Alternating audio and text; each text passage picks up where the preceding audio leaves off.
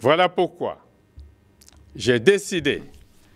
Cette décision du chef de l'État connaît plusieurs interprétations, mais le moins qu'on puisse dire, c'est qu'elle n'est pas suivie comme on s'y attendait. Depuis l'instauration de cette mesure, les Congolais éprouvent beaucoup de difficultés à se faire établir un passeport ordinaire. L'obtention de ce petit livret est un véritable parcours de combattant. C'est pour le retrait du passeport. Déjà 3 mois que je l'ai déposé, mais jusque-là, ça ne sort pas. Qu'est-ce qu'on vous dit? J'avais déclaré ça depuis le mois d'août, le 17 août.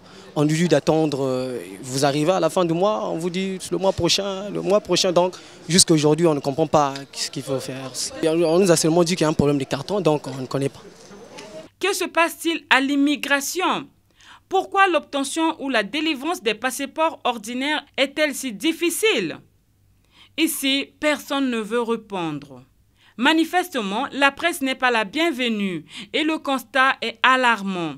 Dans ce couloir de l'immigration, les hommes et les femmes, ils ont pris d'assaut ce couloir pour attendre leur passeport ou déposer leur dossier de passeport.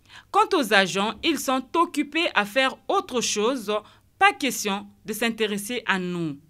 C'est une véritable caverne d'Ali Baba. On est là, je suis venu faire un passeport de mon frère, mais ça fait pratiquement 1 mois. Il y a un problème de carton, on ne comprend pas, on ne sait pas d'où les cartons partent, on ne sait pas si les colonels d'ici, les directeurs d'ici cachent les passeports. Donc... Vraiment, c'est très regrettable.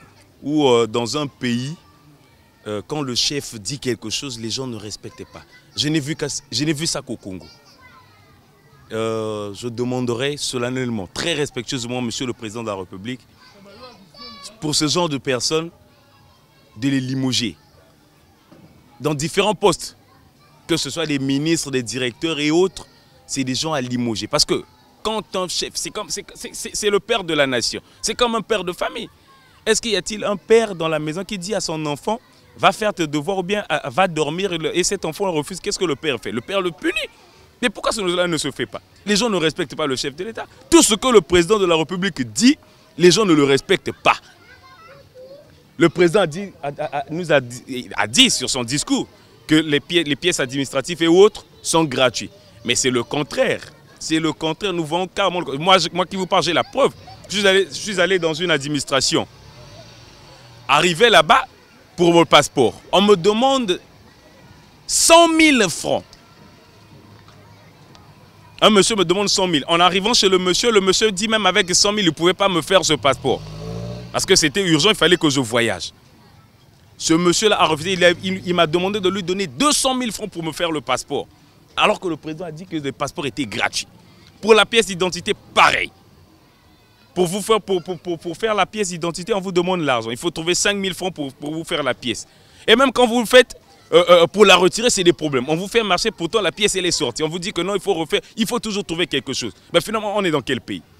Nous demandons au président de la République de prendre des mesures, d'être veillant, de sanctionner. Surtout, il y a trop d'impunité. Il y a trop d'impunité, monsieur le président. Nous vous aimons beaucoup parce que ces gens-là ne vous rendent pas service. Ils sont là pour leur propre compte. Ils font ça pour que le peuple vous haïsse. Du côté de la direction départementale des transports terrestres, qui est censée délivrer les cartes grises et permis de conduire, les choses semblent plus ou moins ordonnées. Cependant, l'obtention de ces pièces ne sont pas gratuites comme voulait le président de la République. L'établissement de la carte grise et du permis de conduire étant du ressort de la CODAMI, qui est une société privée, reste encore payante. La carte grise est établie à 15 000 francs pour tout véhicule, mais ça, ça correspond aux frais d'établissement. En dehors de cela, il y a les frais de chevaux vapeur qui sont payés à raison de 1 000 francs le cheval vapeur. Et ça, ce sont des frais qui sont reversés directement au régisseur pour le compte du Trésor. Maintenant, pour le permis de conduire, l'établissement, c'est 25 000. Ce n'est pas ce que pensent les demandeurs des cartes grises et permis de conduire. Ceux-ci préfèrent passer par les démarcheurs que d'aller au guichet afin de payer moins cher. Dès que je me suis présenté à l'entrée de la porte, il y a des jeunes gens qui m'ont accueilli pour me demander qu'est-ce que vous êtes venu faire ici. Et c'est eux qui m'ont orienté dans des salles et ils m'ont dit que c'est 42 500 francs. Les démarcheurs, ce sont eux. Ils font payer aux usagers plus de 40 000 francs CFA par pièce au lieu de 15 000 francs. Nous nous sommes rendus également au parquet pour toucher du doigt la réalité. Ici, c'est la même rengaine. Obtenir l'information est un chemin de la croix. Les autorités de cette structure nous font balader comme un ballon de ping-pong. De la porte 9, on vous renvoie à la porte 20 jusqu'à vous lasser. Nous revenons à la porte 9. C'est le greffier en chef. Il accepte quand même de parler avec nous, mais hors caméra. Selon lui, le problème est bien plus ambigu. Le Trésor public a du mal à satisfaire le parquet pour ce qui concerne les carnets de ses documents. Conséquence, souvent ils sont eux aussi confrontés aux difficultés. Du moins ici, officiellement, le casier judiciaire et certificat de nationalité sont gratuits si et seulement si vous passez par la bonne porte. Dernière étape de notre enquête, le commissariat central où l'on délivre les cartes nationales d'identité. Ici, aucune âme qui vive. Difficile donc d'avoir des informations, même pas par la personne retrouvée à la guérite. En tout état de cause, la gratuité des actes et ou pièces administratives dont le chef de l'État avait annoncé demeure une chimère.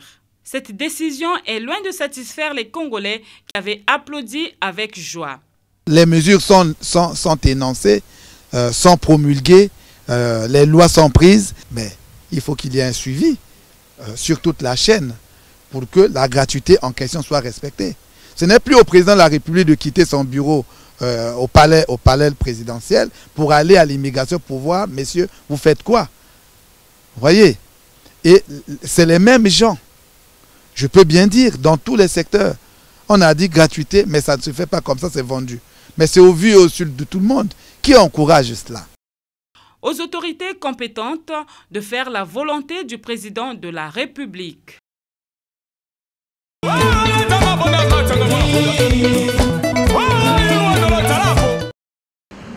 Je peux affirmer, sans triomphalisme, en toute responsabilité, que la nation congolaise jouit d'une bonne santé.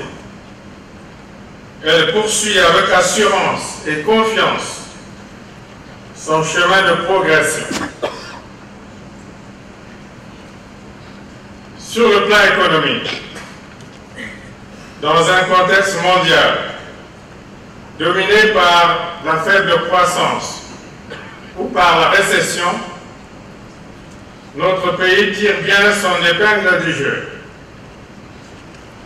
En 2012,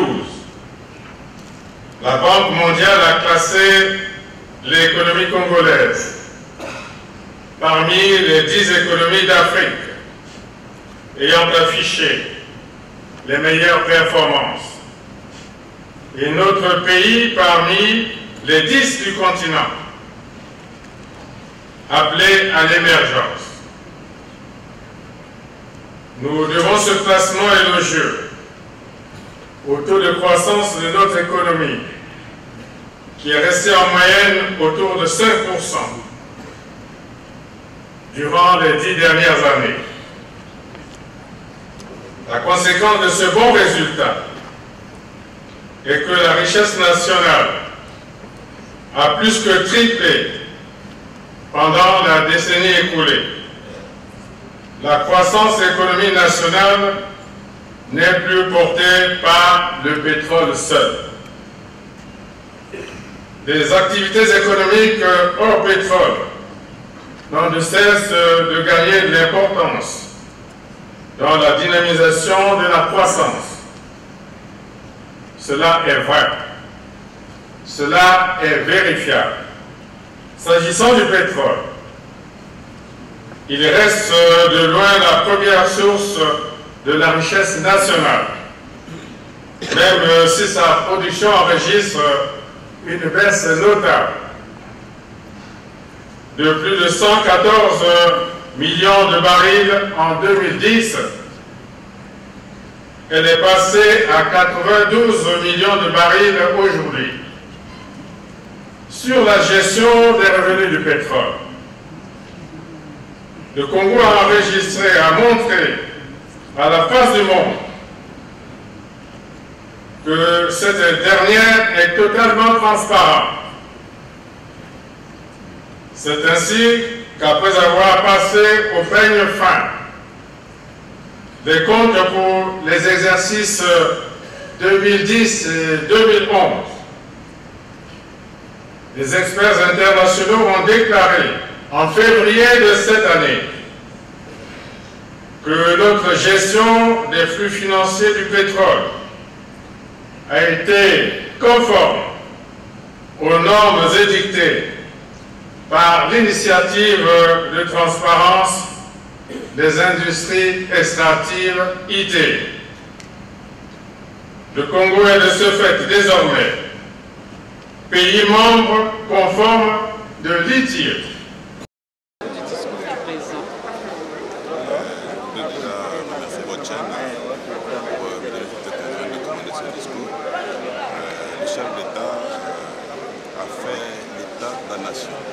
Il a retracé tous les grands enjeux de la nation, qu'est-ce qui a été fait, qu'est-ce qui reste à faire. Et il nous a rappelé qu'en matière de nation, on a toujours des choses à faire. Ce n'est pas le présent qui compte, c'est l'avenir. Donc il y a toujours et il y aura toujours des choses à faire. Et qu'est-ce qui vous a plus touché? Mais ce qui nous a touché, c'est l'élégance démocratique. Revenir auprès du Congrès réuni et faire ce message. Et les promesses que le président a eu à faire pour les travailleurs. Et les grandes annonces pour le maillage du territoire national en route de Pont-Maillot. Ça rassure pour l'avenir. Vous êtes l'honorable? Vous êtes l'honorable? Je suis l'honorable Edith Ebouréfé, député de la 3e circonscription de l'Unité. Merci. Bonjour. En tant que jeunesse, vous avez suivi le discours du président. Quelle lecture faites-vous de ce discours? Je ne suis pas admis à passer. Non, mais vous êtes jeune, vous êtes congolais, il n'y a pas de chef ici. Vous parlez en tant que jeune, pas en tant que, je ne sais pas, chef. Moi, je vous pose la question en tant que jeune que vous êtes. Je pense que le président a tout dit. Et il a évoqué des points très importants. Comme quoi? Nous devons, ce que je peux dire... Qu'est-ce qui vous a plus touché dans ce que lui il a dit? Ce qui m'a plus touché, c'est quand il a parlé de la conciliation, des accords il a parlé de l'opposition et du pouvoir en place. On doit être soudés. La démocratie ne veut pas dire tirer sur tout ce qui bouge. Il faut qu'on soit unis parce qu'on veut la paix. On veut la paix au fond. Merci. Merci. Vous êtes monsieur? Jacques Obamaka, membre du comité central. De la force montante. Merci. Bonjour. Et quelle lecture faites-vous du discours du président de tout à l'heure? Écoutez, un discours comme celui-ci qui reflète effectivement l'état de la nation à la date d'aujourd'hui ne peut que nous faire réfléchir. Nous avons déjà eu à bénéficier un peu d'une synthèse sur les évolutions économiques depuis au moins 2005. Tout le monde a pu apprécier cette évolution avec les efforts que nous avons fournis et que nous continuons à fournir. Au-delà des aspects économiques, nous avons vu également le grand pas social, même s'il y a encore énormément de choses à faire. Le président nous l'a rappelé, n'oublions pas ce qui a déjà été fait. Et donc nous pensons que les efforts à fournir seront encore plus importants et nous devons tous participer à cet élan. Et qu'est-ce qui vous a plus touché? Bien, ce qui m'a le plus touché, c'est l'appel au dialogue, l'appel au rassemblement et surtout le fait que le chef de l'État nous rappelle également que la démocratie ne veut pas forcément dire un clivage droite-gauche, mais également quelquefois la possibilité de pouvoir dialoguer ensemble, même si nous n'avons pas les mêmes idées. Je vous en prie. J'attendais un autre discours. Moi, j'ai été un peu déçu par ce discours très long, mais qui n'a pas avancé la situation d'un iota. Pourquoi n'a pas avancé? On a l'impression d'avoir entendu ce qu'il a dit. Deuxièmement, le discours contient beaucoup de contre-vérités, des choses qui ne sont pas vraies du tout. Et ça a pu décevoir beaucoup de Congolais sur tous les plans. Comme quoi, par exemple?